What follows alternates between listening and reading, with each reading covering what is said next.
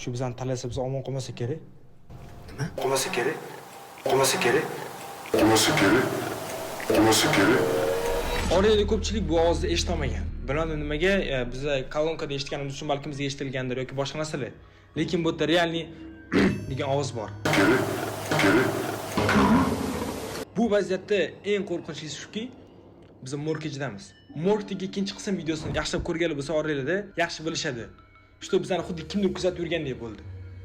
Va bu bizani cho'chitdi. Даже biz mashinaga chiqqanimizda ham mashinamiz ochiq va radiosi yoniq edi. Eng qizig'i mana eshik ochiq qolib ketibdi. Qaysi? Bizmi kalta ham tiqmadi. Radio ham yoniq. Ochiq edi-yu. Mana Mana eshik ochiq. Natida. Allah guvoh kalta tiqmadim eshigiga. Ket, bu boshqa gapirishga iltimos. Xuddi shu payti meni yana bitta narsa esimga tushib qoldi.